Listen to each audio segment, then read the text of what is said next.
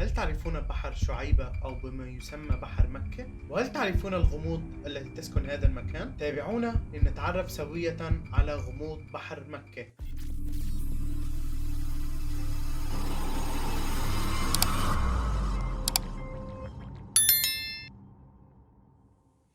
السلام عليكم، معكم حذيفة من قناة ستوري فليكس. إذا كنتم من محبين القصص وأول مرة بتتابعونا، لا تنسوا تشتركوا في القناة وتضغطوا زر اللايك وتشاركوا هالمقطع مع أصدقائكم، لأنه هالشي بدعمنا لحتى نقدم لكم المزيد. اليوم رح نحكي عن قصة بحر شعيبة أو ما يسمى في بحر مكة. منطقة بحر شعيبة منطقة نائية، مع أنه فيها محطة لتحلية المياه ومحطة لتوليد الكهرباء. في كتير ناس تجي لهذا الشاطئ لتخيم فيه أو لتتسبح، وبالفترة الأخيرة صار في كتير ناس تتردد لشاطئ بحر شعيبة، مع أنه في كتير تحذيرات بتحذر بوجود الأسماك القرش، وثانيا إنه المنطقة مسكونة. في كتير قصص بتتحدث عن هذا المكان، لكن اليوم بدنا نذكر وحدة منهم. في 6 أشخاص راحوا لشاطئ بحر شعيبة ليخيموا ويقضوا عطلة نهاية الأسبوع. وصلوا للشاطئ قبل غياب الشمس، ولقوا المكان يلي كانوا دائما يخيموا فيه ناس تانيين، فاضطروا ليدوروا على مكان تاني ليخيموا فيه. فراحوا على مكان أبعد شوي، اختاروا مكان ليخيموا فيه، لكن هذا المكان تكتر فيه تلال الرملية. كانت بمنطقة فاضية وبتبعد عن المخيم القديم يلي كانوا يخيموا فيه 1 كيلو تقريبا، والمكان كله ظلمة. نزلوا بسرعة ليخيموا قبل ما تغيب الشمس ويصير ليل. الشباب وصلوا، رتبوا اغراضهم وتعشوا. بعد ما خلصوا عشاء صارت تقريبا الساعة 11 بالليل، وطلعوا الآلات الموسيقية ليدقوا ويرقصوا ويغنوا. وهن مستأنسين فجأة سمعوا صوت ناس من برات الخيمة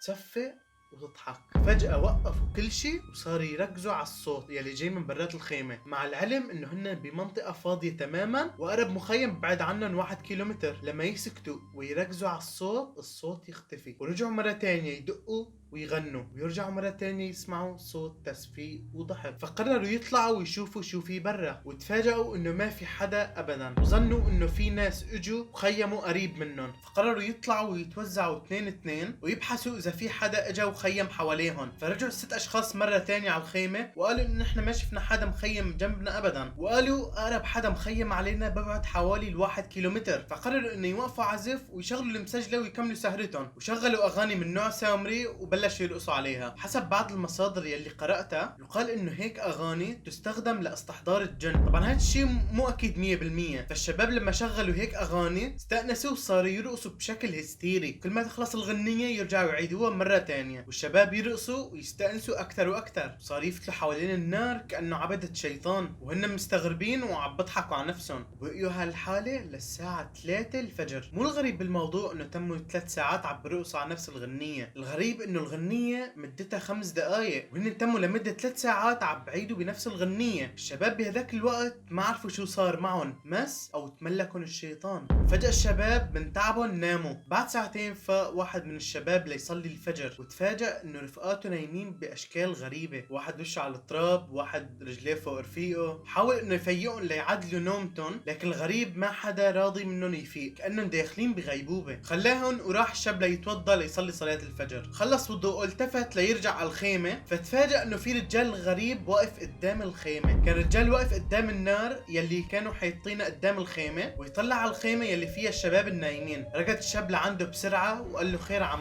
في شي؟ الرجال عطيه ظهره وما برد عليه ولا كلمة، ما يتكلم معه، بس كان يهزله براسه. وبهذا الوقت جمع الشاب كل قواه ليعرف مين هذا الشخص. هو بينه وبين حاله كان عم بدعي بسم الله الذي لا يضر مع اسمه شيء في الارض ولا في السماء وهو السميع العليم. وتم عم بدي هالدعاء لبين ما وصل لعنده وقال له تفضل عمي شو بتأمر؟ ومين انت؟ شو جاي تعمل هون؟ نظر له نظرة وقال له عجبني صوت الدق والموسيقى يلي كنتوا عم تسمعوها، وقلت لحالي انه حابب اسمعه عن قرب. فقال له الشاب للرجال الغريب اذا بدك تسمع الموسيقى تفضل بكره لانه الشباب نايمين، وهالوقت مو مناسب لوقت الموسيقى. فرد عليه الرجال الغريب بشكل صادم وقال له منروح اليوم ومنرد نرجع بكره بصيغه الجمع. حكاه وكأني هن عده اشخاص مع انه هو شخص واحد. بعدين قال له الشاب للرجال قال له بتحب نصلي صلاه الفجر مع بعض ونكسبها جماعه؟ قال له تمام. فراح الشاب ليجيب له مي ليتوضا. رجع الشاب ليعطيه المي، فتفاجأ انه الرجال اختفى، مع ان الشاب ما طول اقل من دقيقه ليجيب له المي للرجال ليتوضا. دور عليه بكل مكان اختفى وما لقى له ولا اثر. ومن رعبته دخل على الخيمه بسرعه، وهون كانت الصدمه الاكبر. فتفاجأ انه رفقاته نايمين بطريقه غريبه، كان كل واحد من بيناتهم نايم هو قاعد ومنزلين راسهم. حاول يصحيهم ما حدا حدا فاق من بيناتهم ابدا، تركهم وطلع برات الخيمة ليدور على الرجال. دور ورا الخيمة، تحت الخيمة، وتحت السيارة، ما لقى حدا ابدا. فخطر على باله انه يطلع على اثر اقدام الرجال، والمفاجأة ما لقى ولا اثر خطوة ابدا، مع انه هو بالصحراء ومن الطبيعي لازم يكون في اثر اقدام على الرمل. يحاول يفيقهم لكن هن نايمين مثل الاموات، غيطين بسابع نومه. الشاب راد يفيقهم ليشوف اذا صار معهم شيء، ليكون ممسوسين او الرجال اللي حكينا عليه من شوي يكون مساوي لهم شيء لما كان هداك عم بتوضى. بقيوا على هالحاله لبينما ضربت الشمس بوجوههم لفاقوا. صار يسالهم ويطمن عليهم اذا فيهم شيء، ويسالهم اذا حسوا حد دخل عليهم على الخيمه وعمل لهم شيء. ولما اطمن عليهم انه كلهم سليمين صار يخترع حجج من عنده ليطلعوا من هالمكان ويرجعوا لبيوتهم. طبعا ما جاب سيره ابدا على اللي صار معه واللي شافه، ضبوا بسرعه باغراضهم ورجعوا لبيوتهم بسلام. وبعد فتره قرروا يرجعوا ويروحوا لنفس المكان. هون صديقهم رفض، لما اصروا عليه وهو يرفض قرر يحكي لهم القصه يلي صارت معهم بالتفصيل. ولما حكى لهم القصه ارتعبوا، قرروا ما يدوسوا هذا المكان بتاتا. وهون بتكون انتهت قصتنا لليوم، وان شاء الله تكون نالت اعجابكم. ولا تنسوا تدعمونا بالضغط على زر الاشتراك ولايك، وتشاركوا القصه مع رفقاتكم. والى اللقاء.